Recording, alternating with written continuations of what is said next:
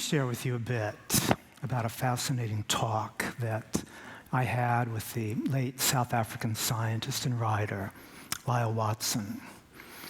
Watson tried in his work to view supernatural phenomena in a natural, biological way. And we talked that day about how the landscapes that we all live in, and also the ones that we journey through, are pregnant with memories of human activity, and memories of natural events too. Memories that radiate from the buildings, from the rocks and trees, and bridges and mountains. These memories, we agreed, actually flow through our lives. They connect our present with the past and with the future, even the future that we may never know. I think many of you may know what I'm talking about. Have you ever visited an historical place? Here in Japan, perhaps a temple or a dense shrine forest, or maybe an old neighborhood of wooden houses. And have you felt there a mood that inspires historical reflection? This mood can, in turn, stir a sense of wonder about where life is taking us. That very sense of contact with the past and the future makes each of us more fully human. As a photographer, I've always tried to capture such moods on film. This may seem impossible, but I'll explain later how I think I managed to do it. As a child in the American South, history was alive in the old houses that I grew up in, and also on the old Civil War battlefields, where my friends and I could still find metal buttons from the uniforms of fallen soldiers. Finding these, our imaginations would leap back a century, as if we ourselves were there in the midst of gunfire. And afterwards, we had the feeling of inhabiting the future too, at least the unseen future for the men who had actually fought on those blood-soaked fields. No wonder the Southern writer and Nobel laureate William Faulkner wrote, "The past is never dead. It's not even past." We are surrounded by memories. We're steeped in memories that are not all even our own, and these are important. Personal memories, certainly, but also cultural memories and echoes of natural events in the landscape. These memories can quietly enter our lives, and they can influence us in ways that most of us may not understand. Wars can break out because of these submerged memories that have not been dealt with. Speaking of conflicts, Lyle Watson grew up in Africa, and he told me that when he walked on the plateaus of East Africa, he encountered in the rocks the memories of some of the first modern humans who walked the earth 115,000 years ago. All those memories are still there in the landscape, he told me. And it is the musicians, the poets, artists, and shamans, sensitive to these ancestral memories, who have revisited, recited, and rendered images of them for thousands of generations. Since that talk with Lyle Watson, I've been fascinated with the idea of how memories are stored in the landscape. Having grown up in an old Southern family, perhaps I place a special value on memory. When I get together with my sisters, we talk of family history, and these stories shape our identity. They give us strength and directions. One of the things that distresses me about living in Japan is the historical amnesia that I find in a large number of Japanese people. So many important memories, many beautiful, others horrifying, are being forgotten. Old buildings storing rich memories are being destroyed. And elderly men and women are dying with their stories untold. Fortunately, it's not that way everywhere in Japan. Let me show you a photograph. This festival photo could date back to the Meiji era that began in 1868. I say this because we can see here by the blurry fall-off of the image that this photo was taken with an antique lens. Along the sides of the picture, we can also see chemical stains that show that this is probably printed from a wet plate collodion negative. The wet plate process was in wide use from the 1850s to the 1870s, when the dry plate was invented. Can you feel the mood in this photo? Well, I like to show this photo to Japanese people and ask them when they imagine it was taken. Most folks say it looks like it was taken well before the war. The Second World War. A cultural trauma occurred after which Japan's past was, in one sense, left behind, forgotten, in the race to rebuild and modernize. Many people lost interest in the past. But what happens to a society that loses its cultural memory? This is a question not only for Japan, but for communities worldwide. Well before the war. That's usually as far as people can go. There is post-war Japan and pre-war Japan, and most people have lost their imaginative and emotional connection with pre-war Japan. But look at this white shirt. Shirts like this didn't exist in Japan before the early Showa period that began in 1926. So this collodion photo cannot be from the much earlier Meiji era. Most people have lost this kind of knowledge. But by showing images like this, where we don't know when the photograph was taken, it opens a dialogue. At my exhibitions in the countryside, elderly people come to the shows and start talking, start remembering. A new vitality comes into their eyes and voices and into their ideas. These photographic images give them a reason to talk, to reminisce, and to imagine themselves back in time. Let me tell you now that I myself took this photograph just 5 years ago at a festival near my farmhouse outside of Tokyo. As a photographer, my work in Japan is to address the issue of memory. I attempt to discover the old memories embedded in the landscape and bring them forth into the present and the future to honor them. I use an 1860s camera and lens and collodion wet plate negatives. I set up my camera on a wooden tripod and use this black darkroom tent. I make a glass negative on site using a syrupy, flammable liquid gel. The exposures are long.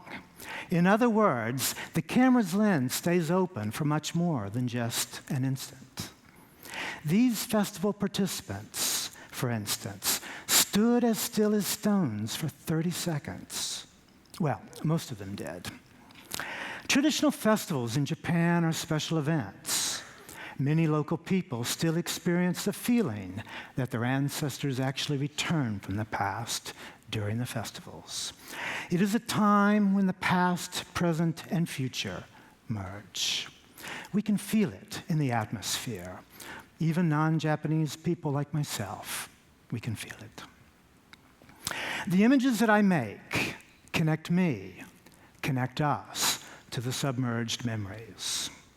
Japanese people get a chance to consider that. Though these images look historical, they are actually contemporary. This is a reminder of a concept that so many of us are forgetting. The people in these photographs are participating in history. History is not merely the past. It is an ongoing series of events, of stories in the making. And each of us makes history with our lives. I want people to be more aware of this. One of my most important photographic tools is this conch shell. By blowing through it, I empty myself of distractions in order to embrace the landscape. I know it sounds nutty, but hasn't music traditionally been used to attune us with each other and our environment? That's what a good concert still does today. Don't ask me why, but my intuition tells me that the sound of the conch shell is also a way to awaken memories from the landscape. In a spirit of prayer, I play the shell to ask the landscape to reveal its memories. For me, this is a very important play of the imagination. For again and again, when I play the conch shell and deeply empty myself, moments of serendipity happen. When I photographed this island just off the coast near my farmhouse, I was imagining the ancient Japanese mariners who first explored this coastline. Old documents speak of how the mariners were able to see stars, even in daylight. This fascinated me. When making this image, I set up my darkroom tent on site, and as I took a glass plate out of its holder to make a negative, a cloudburst spattered raindrops onto it. My intuition told me to go ahead and make the negative anyway, even though the raindrops might ruin it.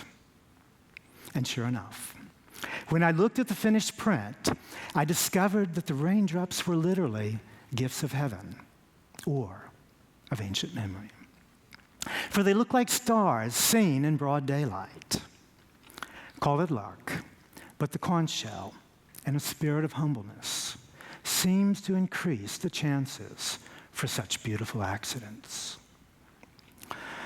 My work focuses on two fundamental currents of cultural energy that flow through time. One is the current of traditions that continues for centuries with a timeless quality, like this image of these two net fishermen. This scene, relatively unchanged for 300 years, reminds us of how the past flows forward through the present and into the future. There's another type of cultural energy, though, that really needs to be given deeper attention. When I was in India photographing an 18th generation master of Kathakali dance, I lamented to him about the demise of so much traditional culture in Japan. But in response, he told me something that shifted my view of time and history. Culture, he said, is like an eternally flowing river. For generations, it may go underground, unseen to the naked eye, but in a latter time, it may well rise back up to influence people's lives. This is what I'm seeing more and more of in Japan these days. Young Japanese people who are returning to the so-called old Japanese ways. We can find examples of this in almost every aspect of Japanese culture. This is especially clear in the tsunami-devastated region, where so much culture was washed away in just minutes. Take, for example, this picture taken in Fukushima, just 40 kilometers from the destroyed nuclear power plants. This is Michitane Soma, the 34th generation lord of the Soma domain, the area that includes those nuclear plants. For 800 years, Mr. Soma's family members have been the patriarchal leaders of the Soma area. I took this photo during the local samurai festival, a tradition that has been held annually for 1,100 years. Owing to cultural memory, Michitane Soma, inheritor of this long tradition of leaders, takes a personal responsibility for the nuclear accident. His ancestors chose to promote economic development in the northern domain and neglected the southern area. And so, eventually, the people of the South, eager for better economic conditions, accepted the incentives for building the nuclear plants in their region. Mr. Soma argues that had they been better taken care of economically, there would have been no nuclear disaster in Fukushima. It will take many years, centuries, to make the land habitable to humans again. According to Michitani Soma, in the 800-year history of the Soma domain, the people have faced even harder adversity, wars and famine. Yes, it will take centuries to recover, but the samurai spirit of the local people is welling upwards, as if from out of the earth, with a new power and vigilance. This old spirit is surging into the hearts of the young and giving them a new resilience to rebuild their lives. They are embodying their samurai heritage and fortifying their nerves with cultural meaning. We tend to think of proverbs, like heritages, as coming to us from the distant past. But a friend of mine has actually written a new proverb. Like the photos I take, it is new, but it speaks from deep memory. Here it is. Honor the past, remember the future, and savor the present. Each of us, we can see, has a place in history. Each of us is living and shaping history. But to live our lives with meaning, we must ask or learn where we have come from. We must imagine or learn where we are going.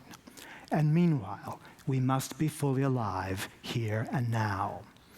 I am using collodion photography in the words of this proverb to honor, remember, and savor my place, my meaning, and my purpose in this larger historical context. Your path is your own, for you to find and create. I hope I've helped you to appreciate that. Thank you for listening.